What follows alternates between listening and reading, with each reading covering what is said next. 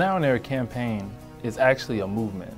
It's to get the individuals, communities, community-based organizations, and local organizations, as well as state organizations and agencies involved together to come up with real solutions to address the mass incarceration of Black and brown boys and men. The Prison Expressway is a term that we coined of actual areas that needs to be addressed with mass incarceration, starting with criminal justice reform, economic security, community and family, as well as media, health, and education. Unfortunately, many of the systems, the court systems here in Georgia and probably around the country, are ill-equipped. They just are underfunded to really have enough staff and support to have an intervention for that kid. So the main intervention is that kid getting arrested. The main intervention is him coming to court or her coming to court, and having a probation officer has too many cases and hopefully will check in on that kid.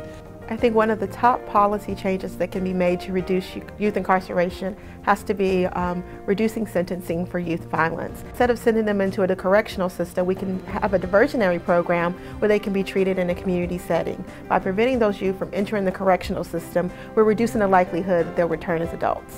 When we put in the 3 strikes you're out, the 2 strikes you're out, the mandatory minimum sentences, we built a trap for ourselves. It's too expensive to spend $40,000 to keep somebody in prison when you could send them to college at one of our metropolitan colleges for $1,000 a year. There must be some type of focus on retaining and getting the attention of Black, Latino males very early on to keep them in school, because the vast majority of the individuals who are incarcerated have not graduated from high school. We talk about accountability a lot in education, but it's typically really with respect to individual test scores and an individual school year. I think that ultimately means that we're taking a longer-term view of the work that's happening in a classroom. We need to keep our youth in school, and that means that schools must become more accountable. Ban the Box is a policy initiative that is gaining a lot of support. On an employment application, on most applications now, there is a question that asks if you've ever been convicted of a felony. And so the move to ban that question on all employment applications is picking up support. And we're very excited about that. We're under-tapping so much talent that could be active in our workforce and help us economically move our country forward. Well, you know, incarceration is a public health issue because of the disparity in health outcomes that people who go behind the walls have. More mental health problems, more substance use problems, more problems with chronic disease. There's no reason whatsoever that folks with substance abuse offenses need to be incarcerated for nonviolent crimes. What they need is treatment. We need to be putting those folks through diversionary courts and having them continue to work and do something productive while they're in treatment.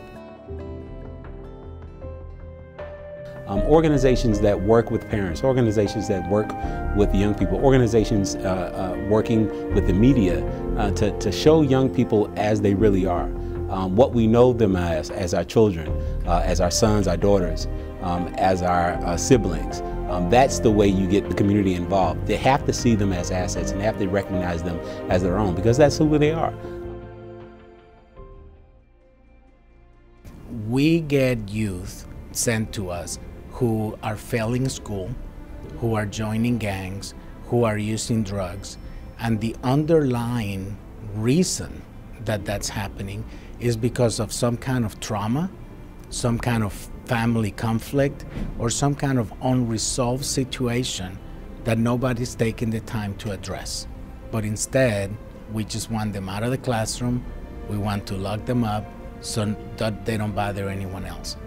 And the reality is there's never been a more important time for our community to engage. Our kids need mentors, and especially our young guys need male mentors in their lives. There's tons of positive role models doing great things in our community, our kids don't see enough examples of that. The faith community needs to think more creatively and more cooperatively about how we can help people to re-enter into society.